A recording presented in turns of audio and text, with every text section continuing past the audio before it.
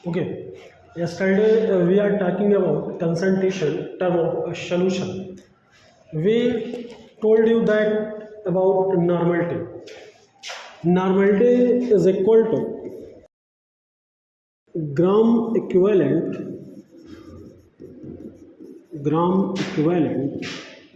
of shallot upon volume of solution. ये हमने आपको बताया था।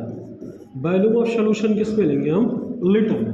यानी सीधा सीधा हम कह सकते हैं number of gram equivalent of solute dissolve in 1 litre of solution is known as normality of solution.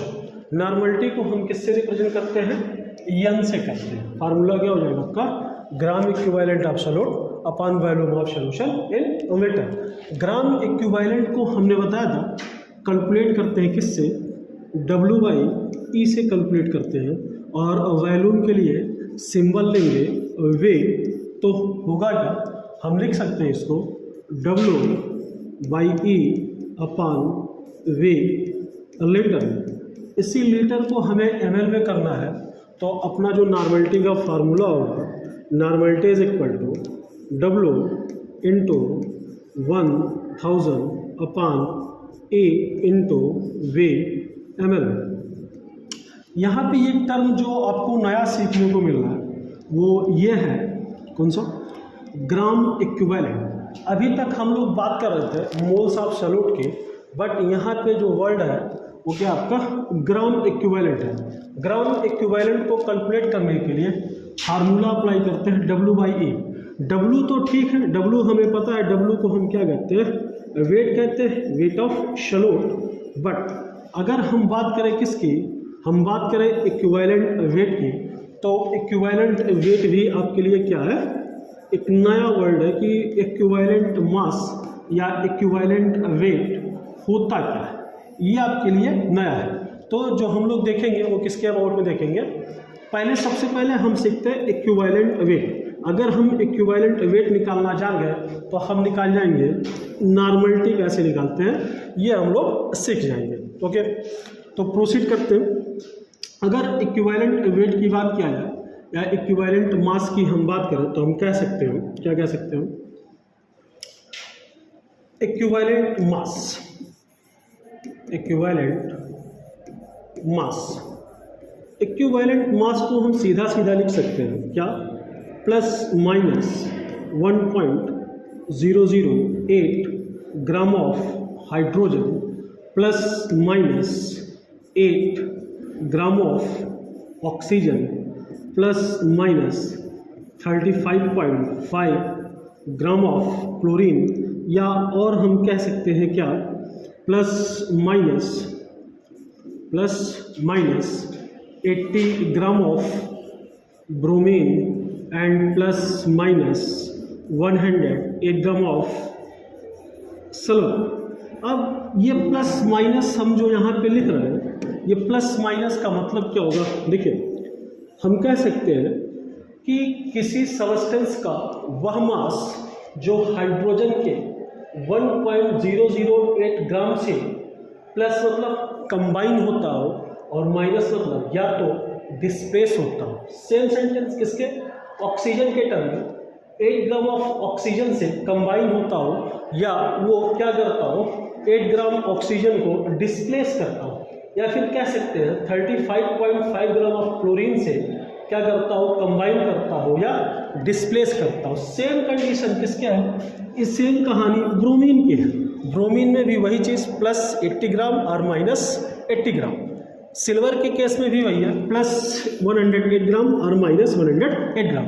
मतलब कि यहाँ पे ये जो वेट लिखा हुआ है, यह हाइड्रोजन, ऑक्सीजन, क्लोरीन, ब्रोमीन और सिल्वर का इक्विवेलेंट वेट लिखा हुआ है। ठीक है, तो कहने का मतलब ये कि मास ऑफ एनी सबस्टेंस, फिर से सुनिएगा, mass of any substance which is combined with or displace with 1.008 gram of hydrogen, 8 gram of oxygen or 35.5 gram of chlorine और 80 ग्राम ऑफ ब्रोमीन और 108 gram of silver. It is simple definition of equivalent mass.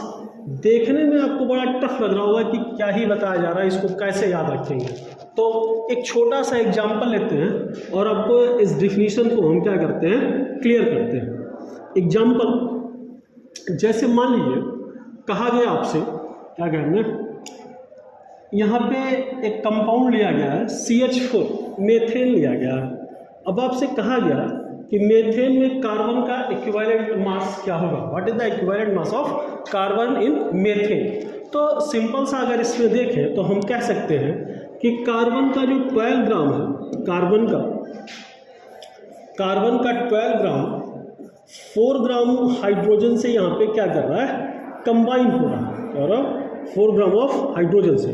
तो हम कह सकते हैं क्या कि 4 ग्राम of hydrogen combine with किससे, 12 ग्राम ऑफ कार्बन, किससे कंबाइन हो रहा है, 12 ग्राम ऑफ कार्बन से। बट अकॉर्डिंग टू डिफिनीशन, अगर हम डिफिनीशन की बात करें तो क्या कह रहे हैं कि या तो 1 इतने ग्राम हाइड्रोजन से कंबाइन हो रहा हो, या तो इतना क्या कर रहा हो, डिस्प्लेस कर रहा हो। 1.008 को हम किसके इक्वल लेंगे, 1 ग्राम के इक्वल लेंगे। किसके ग्राम लेंगे, इक्वल 1 ग्राम के। क्लियर। तो क्या कहेंगे, हम कहेंगे यहाँ पे अब क्या कह रहा है कि 12 ग्राम कार्बन कंबाइन हो रहा 4 ग्राम ऑफ हाइड्रोजन से, तो इक्विवेलेंट मास ऑफ कार्बन। तो हम क्या कह सकते हैं कि भाई 4 ग्राम हाइड्रोजन कंबाइन हो रहा है 12 ग्राम ऑफ कार्बन से, तो 1 ग्राम की अगर हम बात करेंगे, 1 gram of hydrogen combine with 12/4 is equal to कितना आ जाएगा आपका, 3 ग्राम ऑफ कार्बन। कितना आएगा, 3 ग्राम ऑफ कार्बन। तो हम क्या कह सकते हैं कि equivalent mass of carbon is equal to कितना, 3 ग्राम। अब जरूरी नहीं है कि हर जगह कार्बन का जो मास इक्विवेलेंट मास होगा वो 3 ही होगा। इक्विवेलेंट मास डिफरेंट कंपाउंड में क्या करता है, वेरी करता है, डिफरेंट कंपाउंड में डिफरेंट होता है। ठीक, जैसे एक अगला और एग्जाम्पल लेते हैं। अगर हम एग्जाम्पल दूसरा लें तो कह सकते हैं NH3, क्या कह सकते हैं, NH3 अमोनिया। अब यहाँ पे अमोनिया लिया गया, क्या लिया गया है, अमोनिया। अगर इस अमोनिया में आपसे कहा जाए बताइए नाइट्रोजन का इक्विवेलेंट मास क्या होगा, तो हम कह सकते हैं इस कंपाउंड को देख करके कि नाइट्रोजन का जो एटॉमिक वेट होता है आपका वो होता है 14, और हाइड्रोजन का कितना होता है 1, 3 हाइड्रोजन है तो 3 हो गया। मतलब ये कि 14 gram of nitrogen combine with 3 gram of hydrogen. Clear. तो अब 3 कह सकते हैं कि 3 ग्राम of hydrogen combine with 14 gram of nitrogen. हमें कंबाइन कितने, अकॉर्डिंग टू डिफिनीशन के अकॉर्डिंग बात करें तो कितने की बात होगी, 1.008 ग्राम ऑफ हाइड्रोजन की बात होगी। तो 1 की जब हम बात करेंगे 1, तो क्या लिखेंगे, ये हो जाएगा 14/3, और ये 14/3 क्या हो जाएगा आपका, ये हो जाएगा इक्विवेलेंट मास ऑफ नाइट्रोजन। कौन, 14/3। सेम एक और एग्जांपल लेते हैं।